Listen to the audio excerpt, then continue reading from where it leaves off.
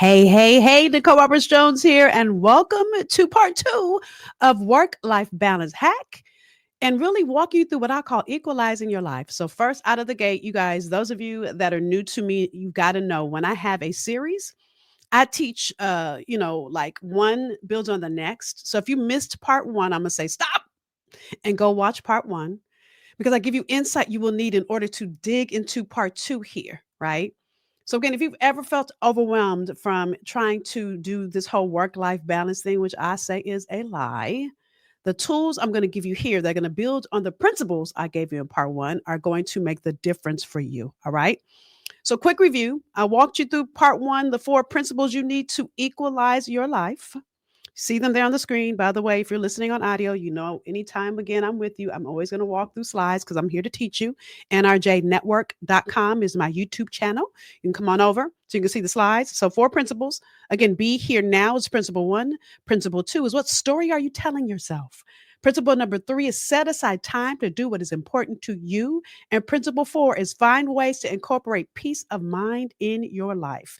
And my favorite is no is a complete sentence. I don't have to explain to you why. I don't have to justify.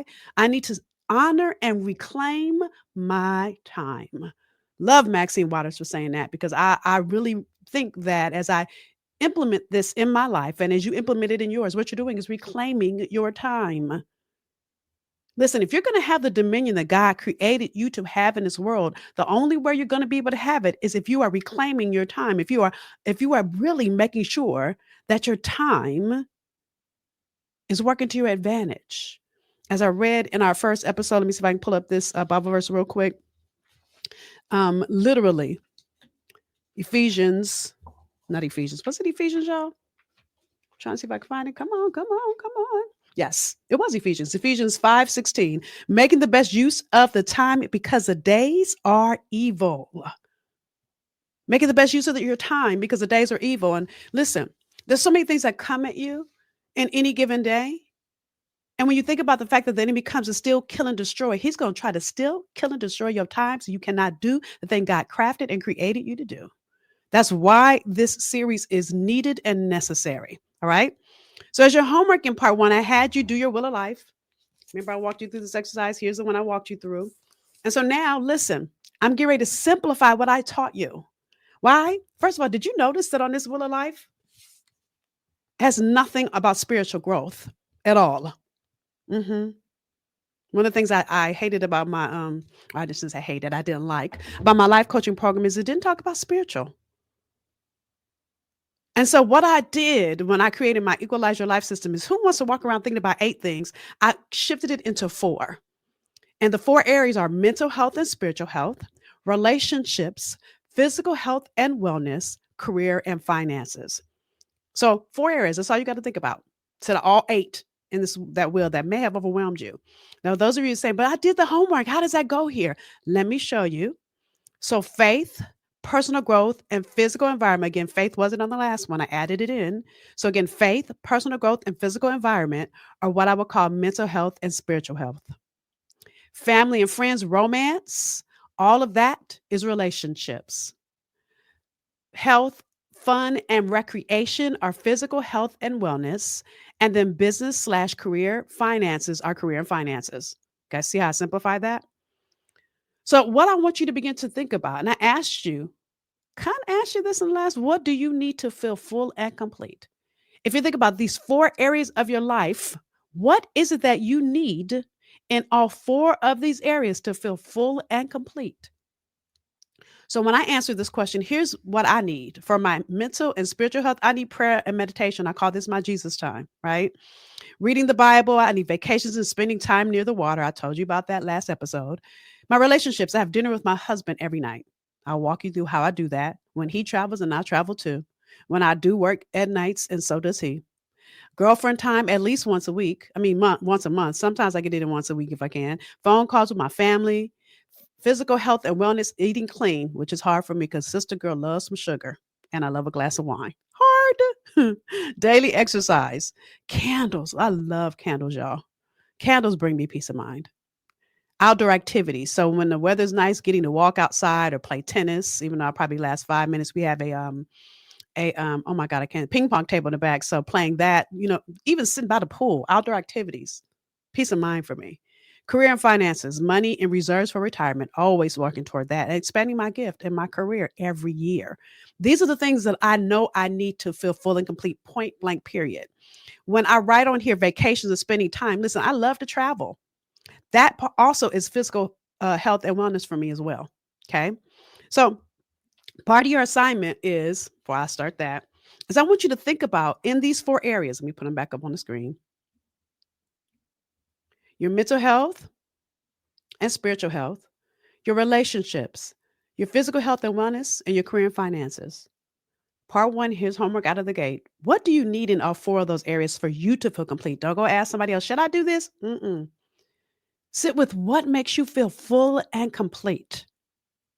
Once you understand this, then the next part of our exercise is to take those four areas, knowing what you need. Like I know that I need at least an hour with my husband a day. Now, we work at home now, so we have coffee chat at about 10:30 a.m. every day. And I call that because he comes in my office as if I just didn't see him with his cup of coffee and he comes to chat. So we spend about 10 minutes coffee chat. And then we have dinner about 5:30. So at 5 o'clock, I'm stopping work. I'm cooking dinner. Sometimes it's 4:30. Sometimes we don't eat till 6. It depends on how elaborate my meal is. About 6:30, 7 o'clock, I'm back in my office. And I do that at least Tuesday, Wednesday, I'm in my office, say sometimes Monday because I have committee meetings, depending on the organization that I'm working in. But I do that because my husband and I both have, my husband runs an international business, executive vice president. And so he has clients, I mean, team all over the world. And so he always has an evening call. It's fine because we had our dinner together. Around 9 o'clock, we both commit to be off our calls and have our what we're gonna watch on TV tonight time and our evening together. But I've learned that because that's one area. I'm gonna walk you through kind of how I manage my schedule. But before I do that, I want you to understand how I even came up with that. So I call it mapping out your days. Mapping out your days. Now, why is this so doggone important? Oh, let me bring in some Bible. There's a time for everything and a season for every activity under the heavens. Now, if you go in Ecclesiastes 3:1 and read all of it, it goes on to say a time to be born, a time to die, a time to plant, and a time to pluck what is planted, time to kill, and a time to heal. So there's a time for everything. But listen, if you're going to equalize your life, you've got to allocate the time. It doesn't happen just because you want it to happen. You've got to give time and breath to it in your life. And this is why mapping out your days is so important. So listen, there's three parts to any given day, three parts of your day. Okay. Y'all with me? First part is what I call prime time. Now, prime time is when you are feeling your maximum effectiveness. It's when you are most focused and creative. So, if I use myself for an example, when I'm recording episodes of this podcast, well, when I'm writing it, recording it is the next part. I'll talk about the next part in a minute. When I'm writing content, that's prime time. I'm only creative. My prime time is in the morning. My prime time cuts off at 11 a.m. Why? As at 11 a.m., I'm not feeling creative anymore. Listen, if I can get up, the earlier I can get up, I remember writing my first book. When I used to get up at 4 a.m. then, okay, that was a long time ago, but I used to get up at 4 a.m. then, and I felt like it would be God pouring right out of my hand early in the morning. It's like all my creative ideas come early, early in the morning. That's my prime time. If I'm writing a blog, if I'm writing episodes of the podcast, if I'm writing content of any kind, that is my prime time. Okay. So you've got to realize what's prime to your job and when is your maximum effectiveness around that. I had another client who had to do sales calls and she realized that she had to be her utmost awake and vibrant to do that. And her prime time was at 12 p.m. So you've got to find the prime time of day that works for you. Okay. So my second part of my day is what I call task time. So listen, y'all need to know I can talk effortlessly. So if I'm speaking anywhere, if I'm recording an episode of this podcast, if I'm doing coaching calls, I have meetings, that starts around 12 because I give myself a break for lunch, right? 12 to about 3, 4 o'clock, I'm in task time. And to be honest with you, if I work late, then my task time is 12 to about 2, and I take a break and have some Nicole time in between if I'm going to work late. I started having to do that in my pre-menopausal days because sister girl son used to need a nap. I've gotten better. But girl, let me tell y'all how perimenopause caught up on me. And that would be like my lunch break. It'd be a little baby nap. I'm telling the truth, right? I call it nap ministry. But I needed it. My menopause first crept up on me. But I realized that during my task time, at the end of that, I could take a nap because I spent my morning when I get up at 6, and I'll show you my schedule in a minute. And even I get up earlier than that now. I get up at like 5:30 now.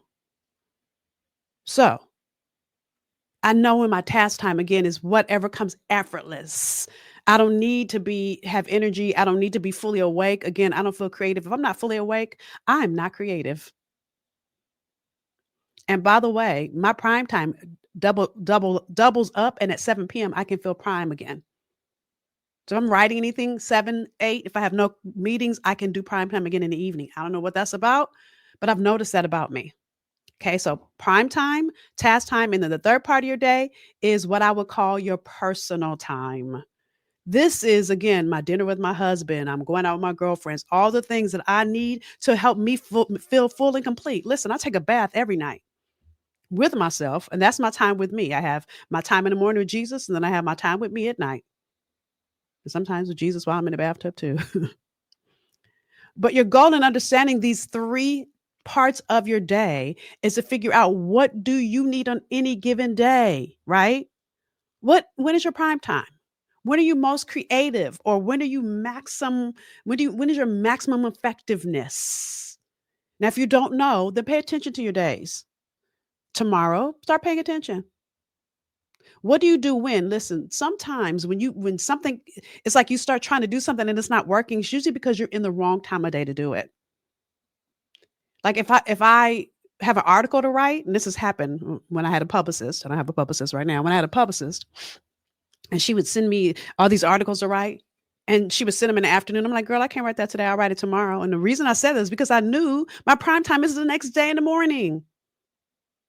Look how gifted I am. It doesn't work if I try to write in the afternoon. It just doesn't. Right? So pay attention to when are you most creative? Task time, what is the work central to what you do, and when is it optimal for you to do that? Okay. So again, coaching, speaking, teaching, all of that easy, effortless for me. That's my task time, right? Then what distracts you from getting things done? Pay attention to that too.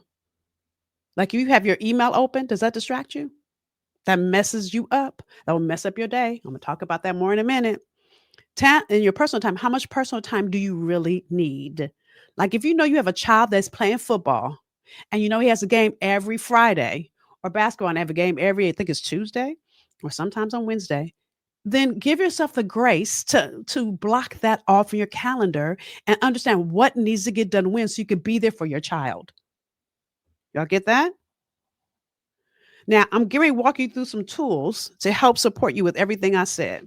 And for some of you, you're going to be like, oh my God, okay, Nicole, this is a lot. How do I get all this done? So let me tell you something. I created something special just for you. Now, this is my Equalize Your Life Planner. Now, let me say this. Equalizeyourlifeplanner.com is where you go. So you have two options if you want to get the planner. Now, listen, this is an author copy. So you see it says proof. I used to only give this to my clients. I created because if you're like me, I literally just had my team put this on Amazon. Why? Because if you're like me, you want a hard copy. So you'll see when you go to equalizeyourlifeplanner.com, you have two options. You can get electronic for $9, or you can actually get the book for $19.99. Now, everything I walked you through day 1 and day 2 is in this book. Oh, by the way, there's also Equalize Your Life Creed, but I walk you through the 4 quadrants, which I just walked you through, and I give you worksheets to work through all of it. Mapping out your days is part, right? So I ask you a bunch of questions that help you understand and map out your days, right? So I'm gonna walk you through. This is my weekly schedule. I'm gonna walk you through that in a second. But the reason I wanted to give you opportunity to invest in yourself, if you wanted to, is because this was a game changer for me. Once you take the time to map out your days, you're going to see the difference it will make, not just in you getting your work done in your career, but in you feeling full and complete. Okay. So equalizeyourlifeplanner.com, because I'm going to go through all the pieces And many of these pieces you will need the planner to fully understand and be able to implement. Okay. So this is an example of how I lay out my daily plan. Okay.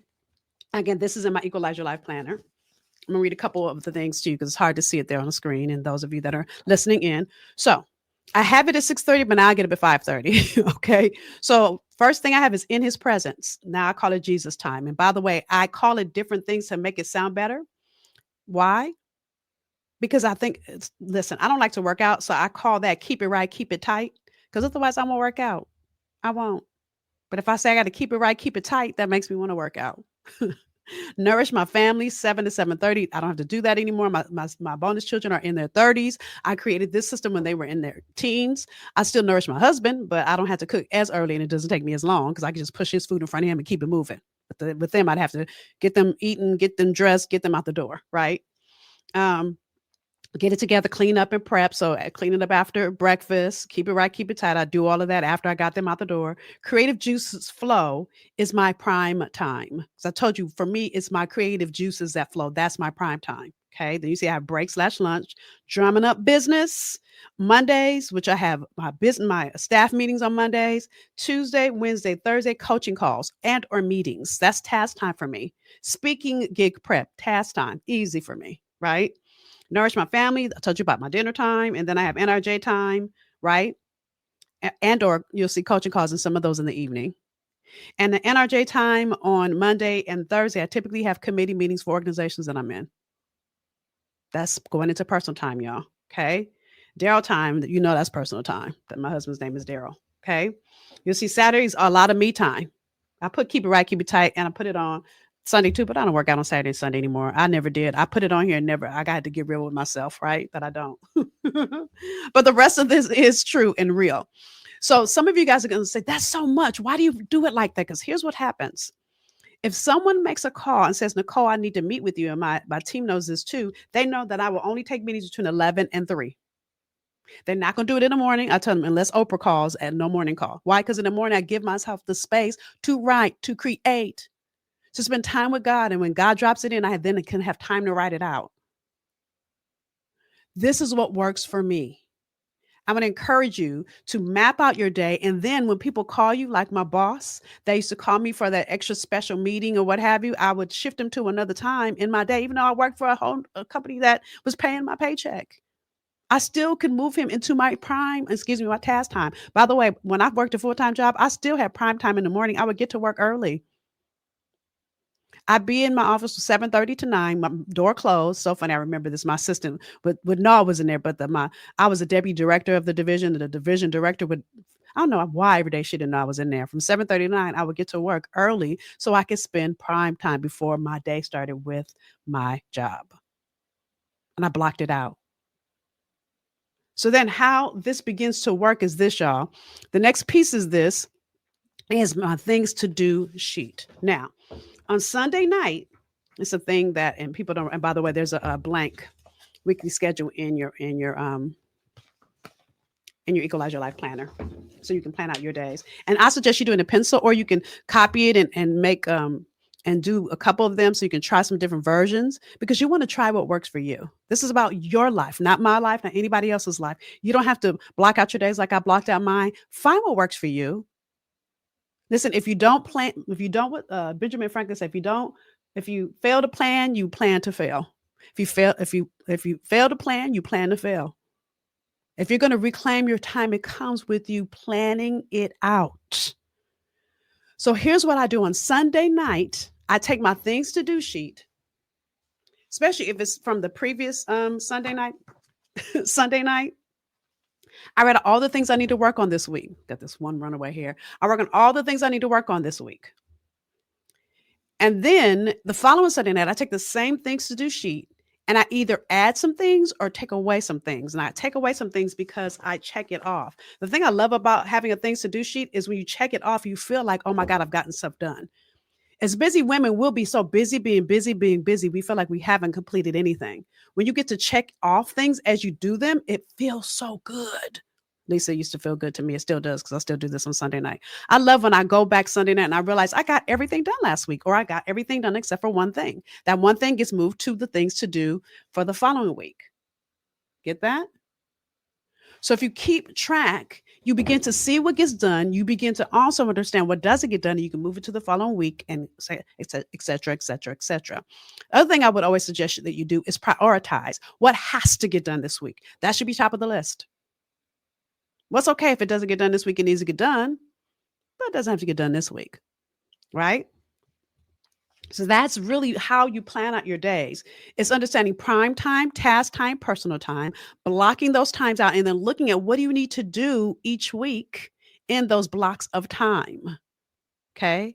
So in my task time, I don't necessarily write. I just write coaching calls and meetings. And then they get scheduled accordingly. On Sunday night, I look at what do I need to create this week?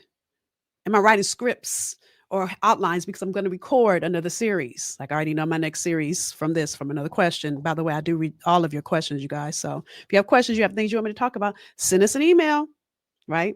Let me put that up here. info@NicoleRobertsJones.com. Send us an email. I do read our emails. If you have questions or things you want to talk about around your career, I'm here to support you. Either that or I'll bring in a guest if it's not my expertise, right? So Sunday night, I take time to look at my week before what didn't get finished and what do I want to focus on for this week so I can reclaim my time. Now, before I begin to wrap up all these pieces and summarize for you, let's talk about the 5 things that can stop you. 5 things that can stop you. The first is external distractions. So what do I mean by that? I'm talking emails, texts, notifications from social media, the phone calls, your boss or coworkers that can they pop in and say, can I ask you a question real quick? Or your kids, your spouse, your family, your friends making requests, all the external things that happen on any given day. Yes, no is a complete sentence. You can freely edit. But when it comes to your emails, your texts, your social media, so I had to start closing my email. Check them in the morning, close it, until around sometimes at lunch I'll check them, and then sometimes for the most part 3 p.m. I check my emails. I did that because anytime an email comes in, ping, I stop what I'm doing, go read that email, and it throws me off of what I'm working on. Same with text messages. Sometimes I put my phone on the floor, which is where it is right now. So my texts don't distract me. And even if I get a text, if I'm in the middle of something, I don't reply. I reply on a break. Social media, whew, I try to use my same time. Again, this is me plotting out my time. In the morning, I don't look at my social media until my creative juices are flowing. My prime time is over. Because if I get stuck in the black hole that is social media, all my creativity is gone. I'll look at it once, I'll eat my lunch, I'll do the rest of my day, and I'll look at it in the evening. Sometimes I look at it right when I wake up. But I literally have to give myself time and allocate time so I don't get stuck in all the things that can distract me. If friends and family call me, text me, I friendly edit when I can talk to them. It won't be in that moment unless I'm not working on anything, unless I have no calls or meetings that day. And I don't do that because I don't want to talk to people. I easily get distracted and I'm thrown off and then things don't get done. Especially if I'm writing. Somebody, my husband talks about me. If he comes to my office, I'm writing, and God is pouring it in. I'm just going like this. I don't.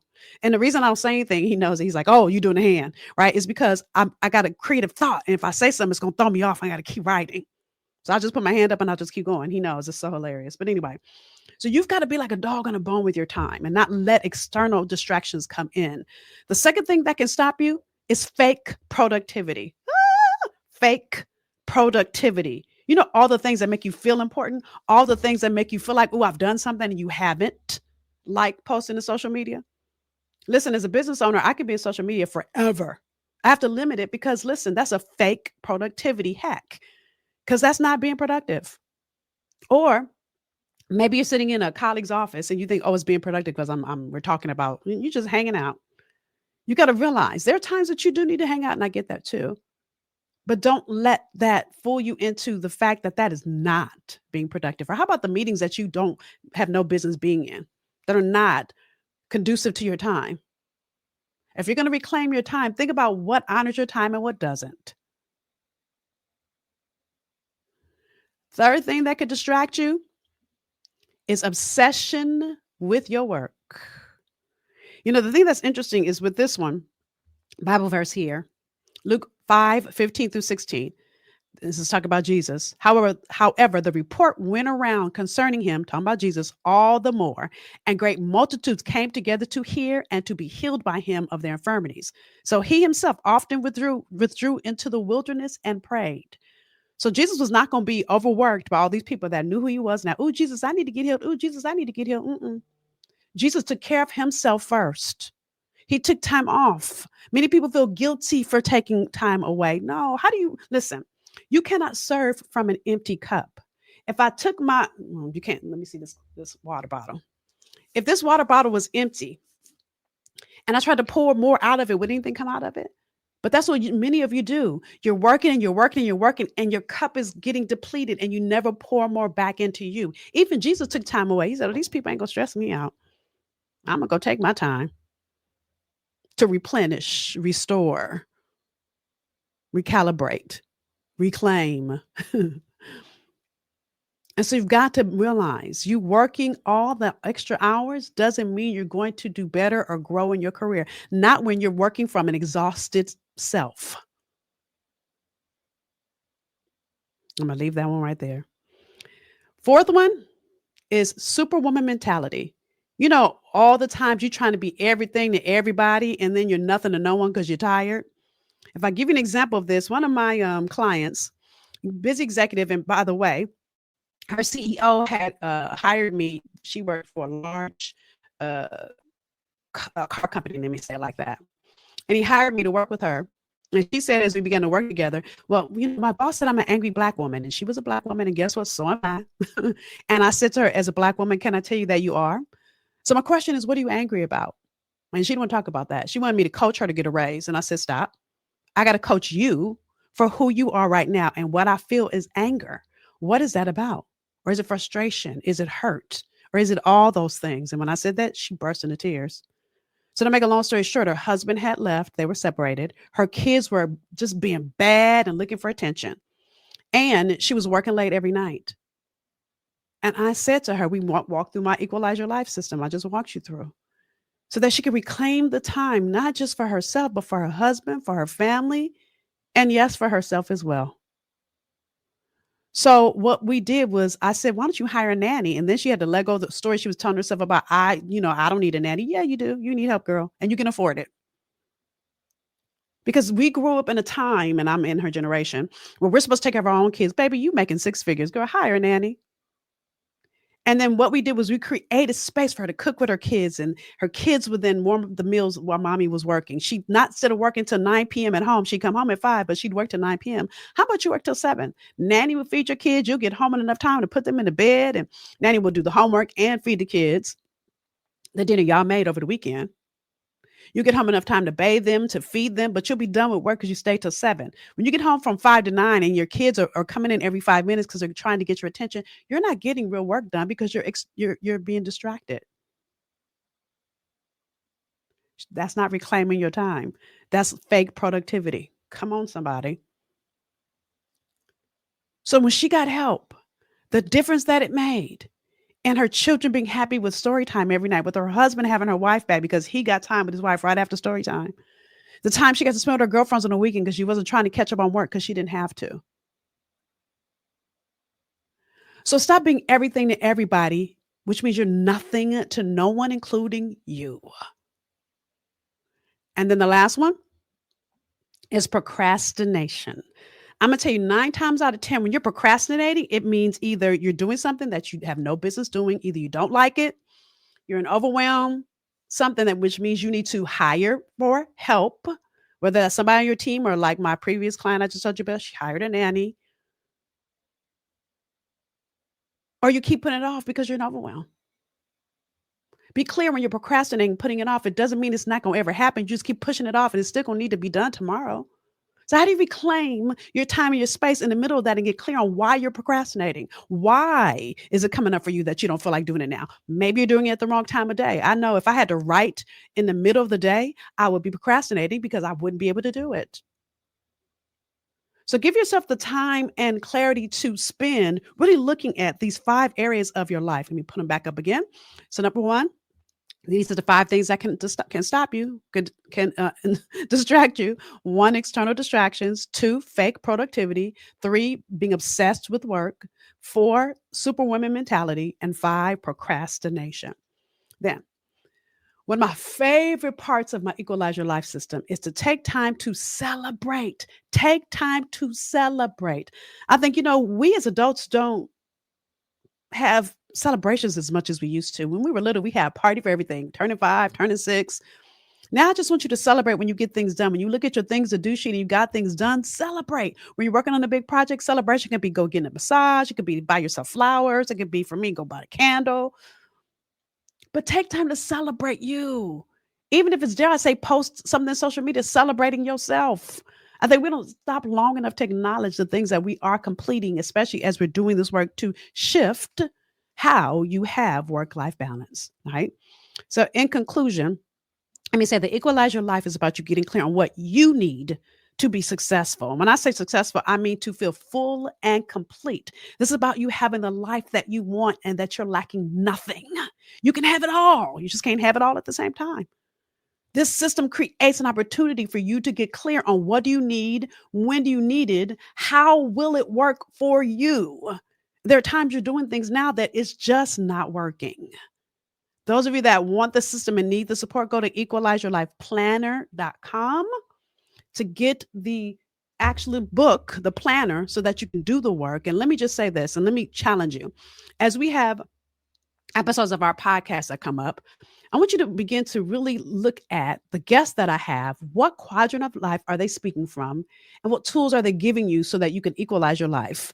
Because listen, I want you to have a whole full life lacking nothing. If you're going to do work that sets your soul on fire, that means your life has to be full and complete. So what do you need so that you feel full and complete? Take the time, do the work. I want to hear from you.